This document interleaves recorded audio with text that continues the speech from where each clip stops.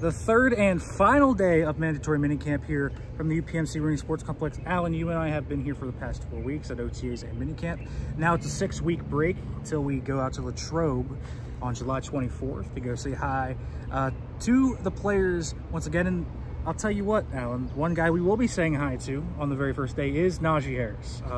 Najee Harris did not talk today. Said he declined all interview requests and he will talk to us at training camp. So he also didn't practice today. Yes, he also didn't practice. Third straight day. And obviously, we don't know necessarily why that is.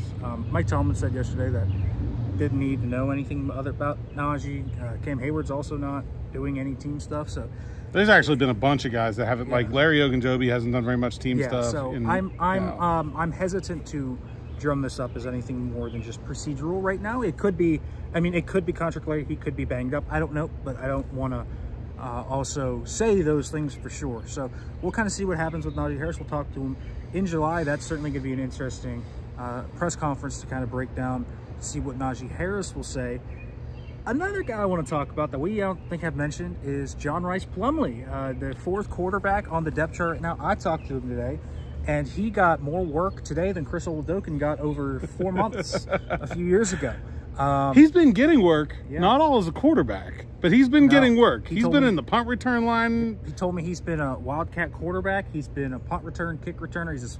He's been doing even the special team stuff, just, you know, coverage and gunner stuff. So Taysom Hillish, if you will. I don't know. He's not big enough to be Taysom Hillish. He's not big enough, but I'll say special team stuff. I'll say Antoine Randall Ellish. How about that? Well, maybe not as the special team good of an stuff, athlete, but special team stuff is akin to Taysom Hill there.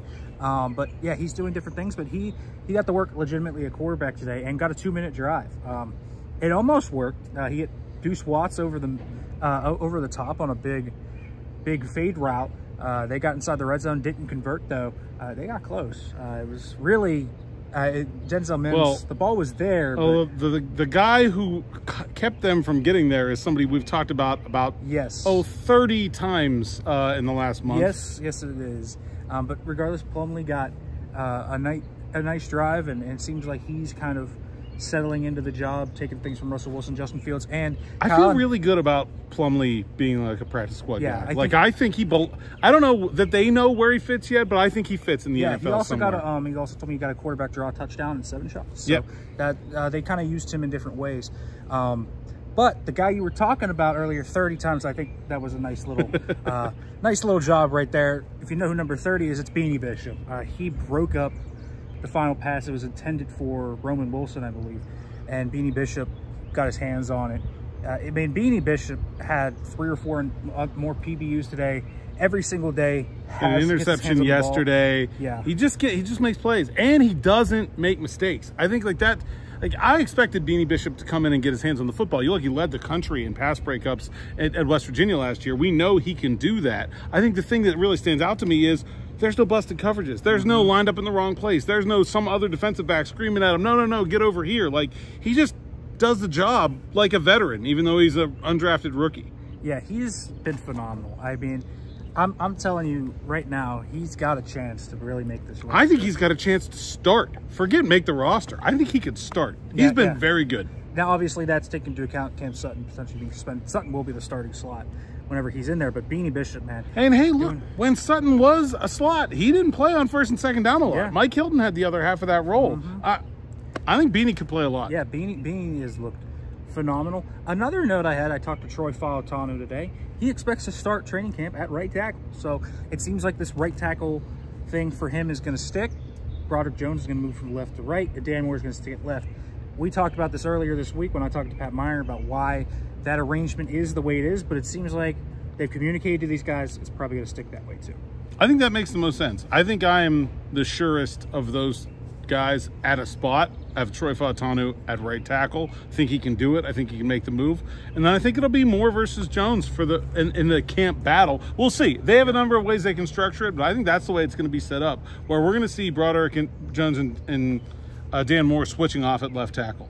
Yeah, we outside of that, you and I kind of hovered around some other guys that maybe don't get as much coverage. I talked to Kyron Johnson, who's just a great dude.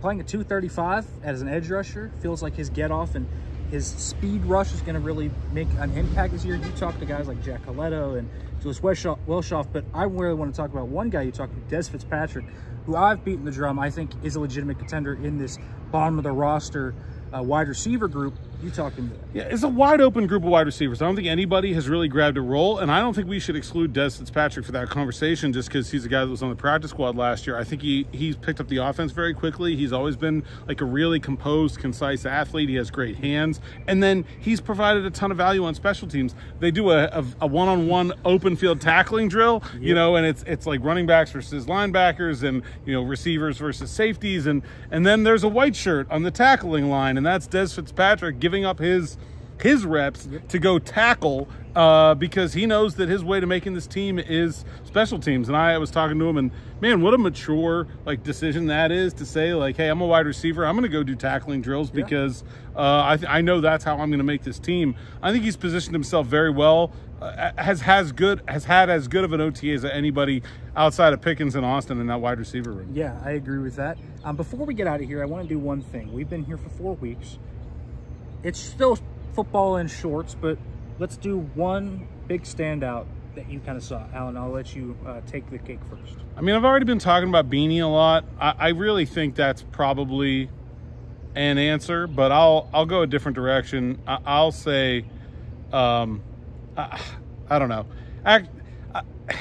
Nah, it's got to be Beanie. I can't do it. He's an undrafted free agent. It's so hard to explain how awful even players that turn out to be really good NFL players look here in this environment as a rookie. Joey Porter Jr. last year, not very good. In fact, Des Fitzpatrick was cooking him. And now, I mean, look at what he turned into as a rookie. Beanie Bishop is like light years ahead of where Joey was at this time last year. I think the expectations for an undrafted free agent rookie are so low, and he has just so monstrously exceeded them that for me it has to be Beanie. And to your point, Roman Wilson's in that kind of same bucket too. Yeah. My standout, it's not hard. You took Beanie, I'm going Calvin Austin. I mean, it really has to be Calvin Austin. It's not just speed. I think before, what stood out, he caught one deep ball per week that went 80 yards, and it was fun because he's really fast. I get he's small. His efficient quickness right now is, his separation quickness, it's 1-2, he's open. He has beaten everybody they put in front of him. He's dusted not only, guys in the slot, he's won outside. He's beaten Dante Jackson, Joey Porter Jr., Corey Trice, Darius Rush, all of these guys. Sutton. Yeah, he's beaten them all. Minko. He's beaten all of these guys. So, his separation quickness, it's kind of interesting. Now, I think, football in shorts is built for that type of player, but right now he looks like a better route runner. He looks more decisive. The game looks slower for him. I'm really excited to see what Calvin Austin looks like in training camp when the pads come on. I think he's got a good connection with Russell Wilson, too. I do. So I still think he is going to end up being, I compared him to Khalif Raymond in this role, where he's a guy that gets those 2 to 3 deep targets per game. He could have a little bit more with the manufacturer touches, but I think he's going to have a role in this offense. And for some guys, that we came into this kind of spring, summer, talked about roster fringe, they brought in Scotty Miller and Quez Watkins and all these other guys.